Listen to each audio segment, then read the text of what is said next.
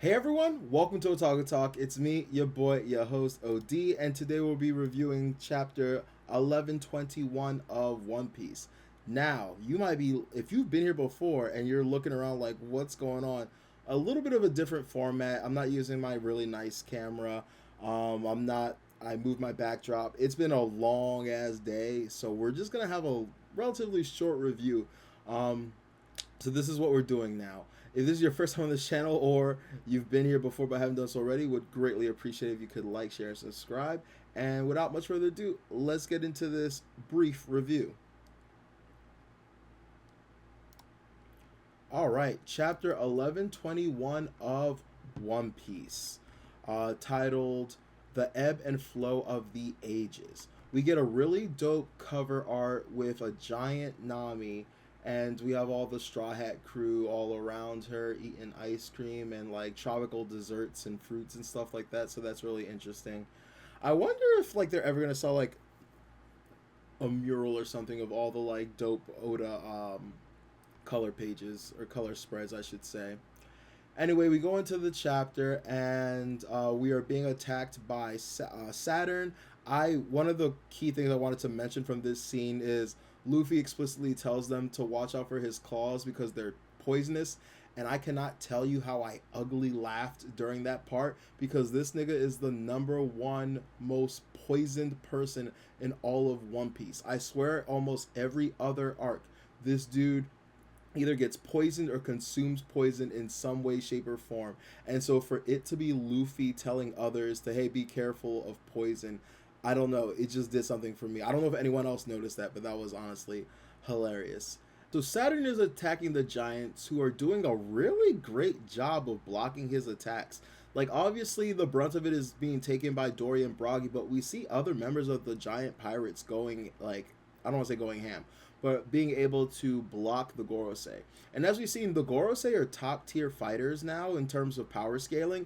So it honestly makes me wonder and ponder, like, why haven't the Giants as a whole just taken over the world? Throughout the One Piece world, we don't see a lot of giants.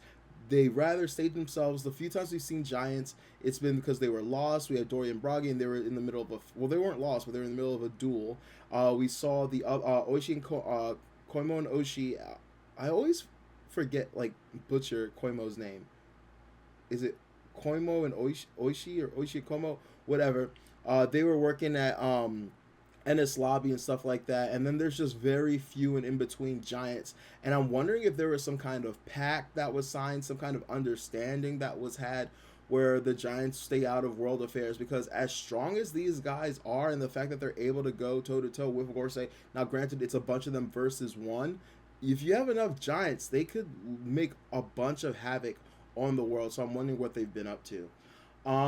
You see Luffy winding up to land a blow, but he notices Juri Bani is kind of like faltering. Something's going on with her. And so he attacks Saturn, and then Juri Bani follows up. And so I'm really wondering what Oda is trying to showcase here. And obviously, she's able to return to the Nika form, but obviously, it takes a lot out of her. And I'm wondering if, similar to Luffy, if it's just going to be a thing where will, determination, and obviously food is going to take a factor in it. Something about Bonnie is like we know she likes to eat, and we've had like because of that factor, like that fact, we've had a lot of theories about her. And so I'm wondering if like that is an intentional similarity with like Luffy and Bonnie, that they have that voracious appetite. Obviously, Ginny did too, but I'm wondering, where else that stems from. So we have Vegapunk still talking about the ancient technology, and I'm gonna keep it a stack with you. Another lull of a chapter for me. I think this one is more subliminal. I think that Oda is showing important places and characters relevant to what's going on. As he's talking about the voice entry and ancient weapons, we see Vivi and Shirahoshi, and that makes absolute sense. We see Skypiea, which once again, you guys know I say this all the time. It's a microcosm of the entire series, and I think at the end of the day, a lot of the series is going to be based upon the event, like what we kind of saw from Skypiea. And another fact about Skypiea that like I think people forget is like, well, not that people forget, but like one of the main things that they were fighting for on Skypiea was Verth. Not because all of Skypiea is like that cloudy formation stuff. Verth is the actual only thing that like food and stuff can grow on, and I'm thinking that like in some way, shape, or form, that's going to loop into the grand scheme of this story about like land and food and yeah, resources and stuff are important, but at the end of the day, like it's like food and sustainability that is like king. And we're gonna find out that either the flood happened to get rid of that and to make these people go away who were after the earth for their sustainability, or we're gonna have a situation where maybe we get rid of all the water and bring back all that sustainable land and such. Anyway, Vegapunk goes on to talk about Buccaneers, and we get a picture of Whitebeard. So I'm wondering if Whitebeard is also a Buccaneer. And we learned about various races. We see King, we see Pudding. So there's something going on here, and I've told you guys my theory before that it's either there's just been a bunch of races in this world, or all the races are some kind of product of some kind of genetic experiment to play with genealogy and stuff like that, and it bred all these unique races because of all these unique desires and wants that people had. Who the hell knows? We're going to find out. Anyway, back to the fight with Saturn and Luffy. They're going at it. My boy Luffy is, handling it in stride, and Bonnie is watching and proceeds to aid Luffy.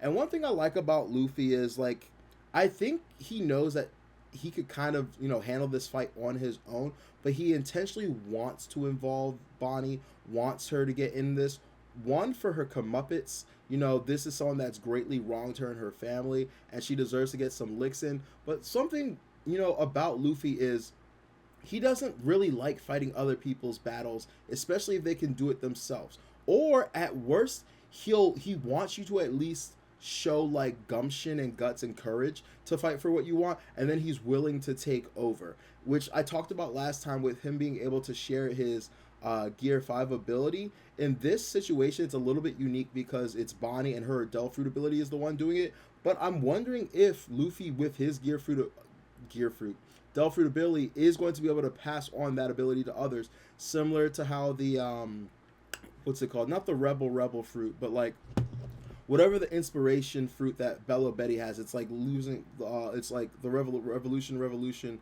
fruit or whatever that Bello Betty has. It kind of reminds me of that, and it would really tie into the theme of Luffy and One Piece in the first place, because as we saw, like every time he goes somewhere, from like I think the first was Kobe, he wants to empower those he meets to fight for their own, and then when he destabilizes a country and leaves, it's after getting the citizens, the townsfolk, the islanders to join in on the fight or participate in some way, shape, or form. And I think this is just another like just version of that.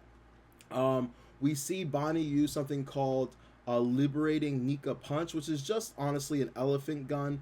But the no, is it an elephant gun? Yeah, it's an elephant gun, and I like the name because I think it goes back to the whole idea of like myths and legends and stories and stuff.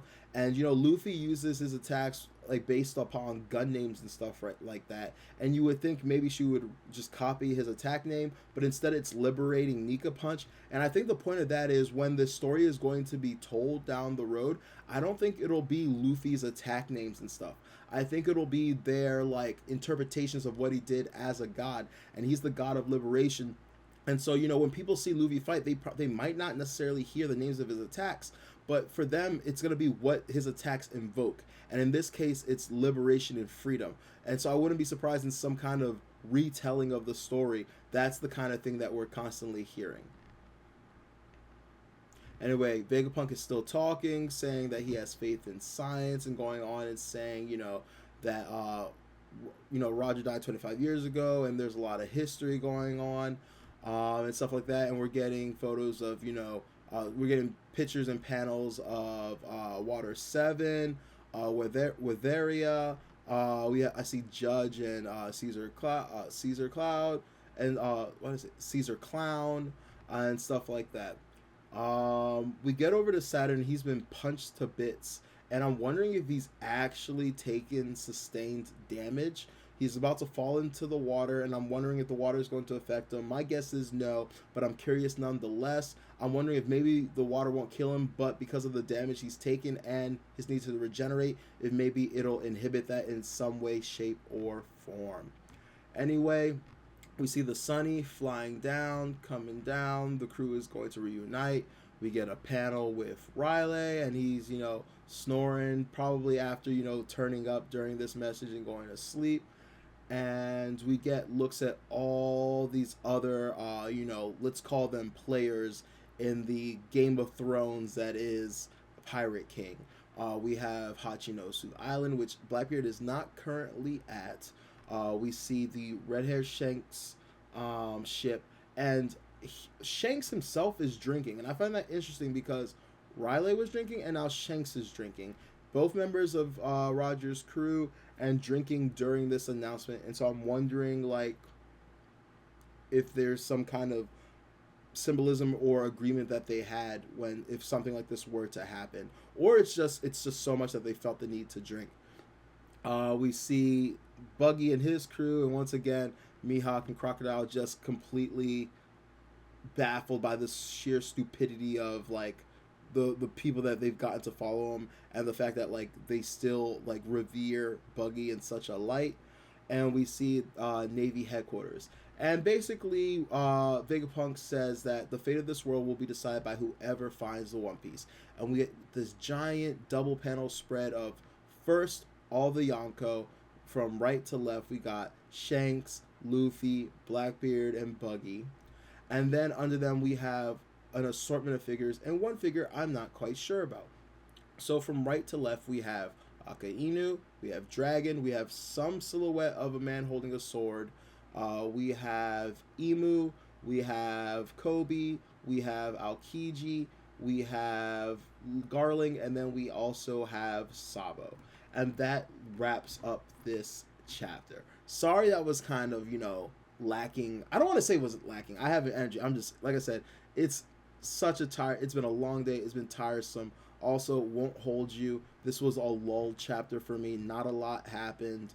I do think that there is things in the background and analysis wise, and like, why did he show this island, stuff like that you can, like, pick and dissect, but that is not my forte. That's not my thing. I like to watch other YouTubers for that, other people that have an eye for that kind of thing. I like to talk about just the generals of, like, what happened, my theories and predictions for the future, and just, like, really cool thematic and just thematic and narrative things that I notice.